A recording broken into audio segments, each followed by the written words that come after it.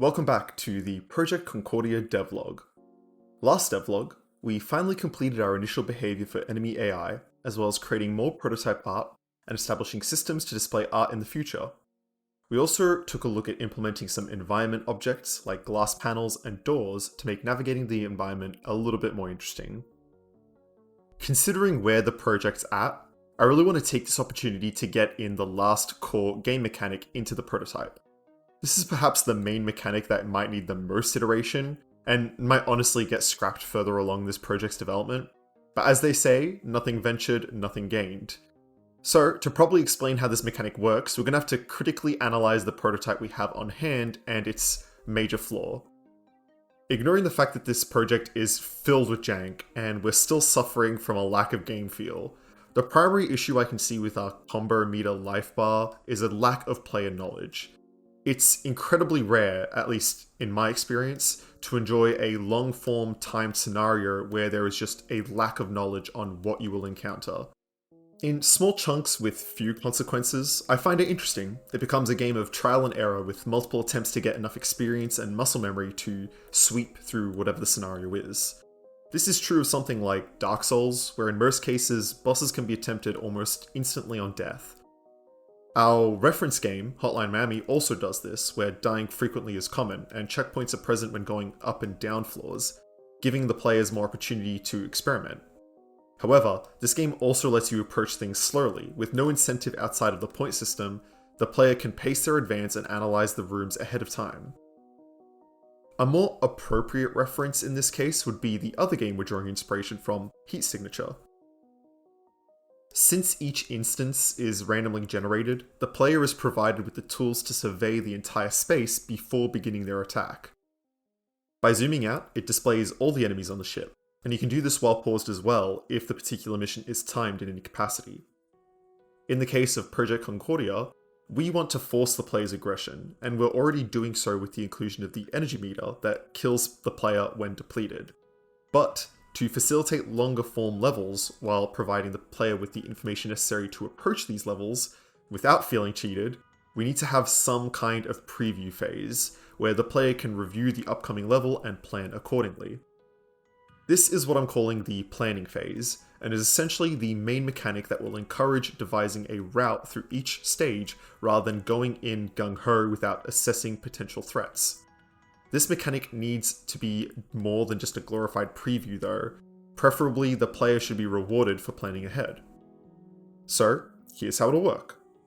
When entering any level, the player will be shown a preview of the level, allowing them to free cam around with the movement controls, and view what kind of space they'll be navigating.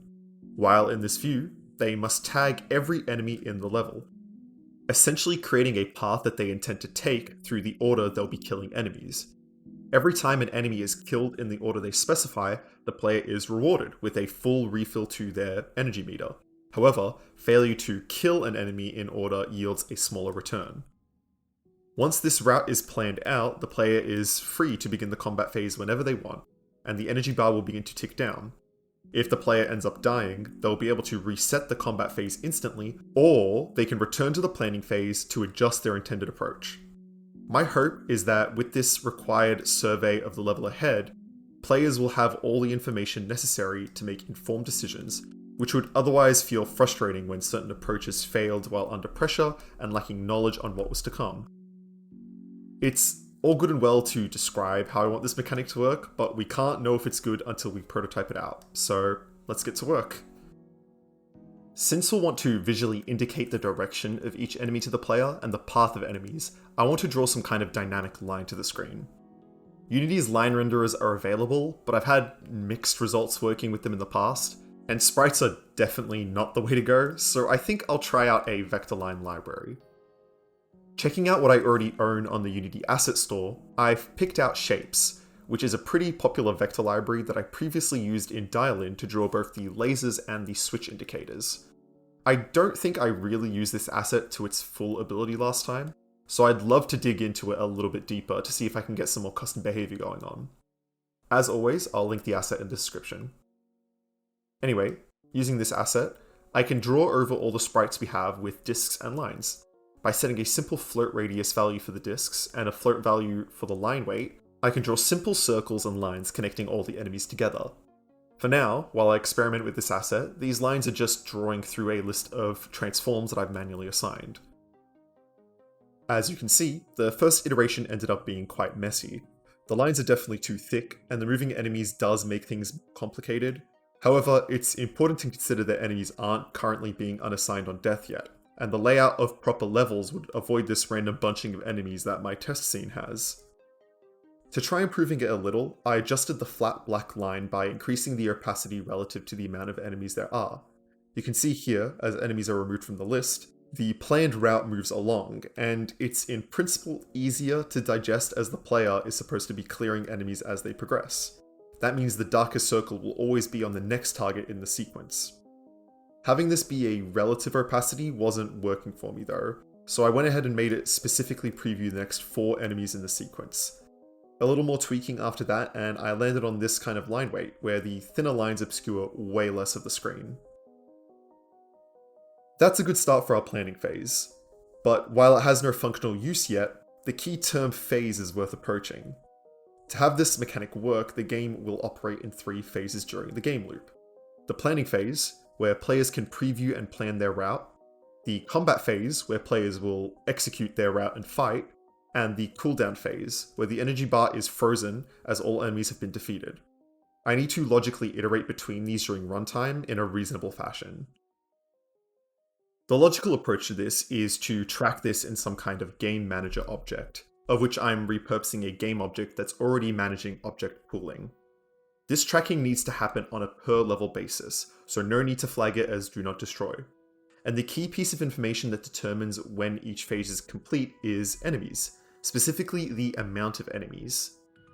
I managed to get this set up with our current implementation by having every enemy tell the static game manager that it exists.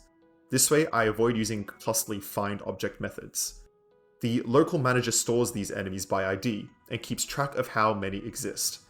When in the planning phase, the player will be able to click each enemy to add them to their route, and doing so will tick up an internal counter, which, when equal to the amount of enemies active in the scene, will tell the game that it's ready to proceed to the combat phase. Similarly, when an enemy dies in the combat phase, it tells the game manager, using the ID I mentioned earlier, that it has died, and the game manager checks to see if all the enemies are dead yet. If they are, the combat phase immediately ends, and the game transitions to the cooldown phase. Done! I'm sure there are no flaws with that implementation whatsoever.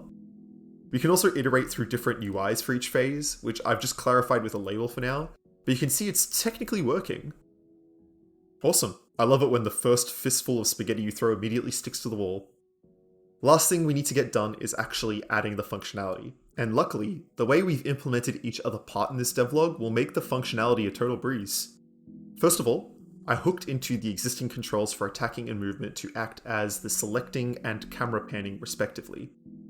During the planning phase, whenever the mouse is clicked, a raycast checks to see if an enemy is under the pointer. If it's not in the planned route, it gets added, and likewise, if it's already in the planned route, it gets removed. This system can be improved in the future, but for now it satisfies the needs of our prototype. Once all the enemies are selected, the player can hit space to enter the combat phase, and the game manager gets a copy of the planned route list. Here, the energy meter starts ticking down and the planned UI is overlaid in its less obstructive state we made earlier, where only the next 4 enemies are highlighted. As the player defeats enemies, the enemy tells the game manager that it has been defeated and it's delisted as an active participant. Simultaneously, the game manager checks if it was the next enemy in the sequence. If so, it resets the energy meter. If not, it partially refills the energy meter as a consolation prize despite failing to adhere to the planned route.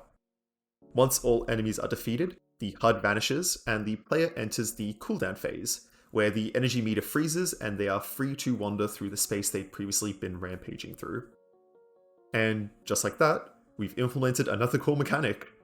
There's still a lot of work to be done, but technically speaking, a playable prototype could be made with just what's on hand. On the other hand, personally speaking, I'd like to add a few more features, like enemies dropping weapons and some nicer prototype art. But the reality is we're entering the realm where a playable prototype can exist to confirm whether or not this project is worth pursuing or not. With that, we've made it to the end of another devlog.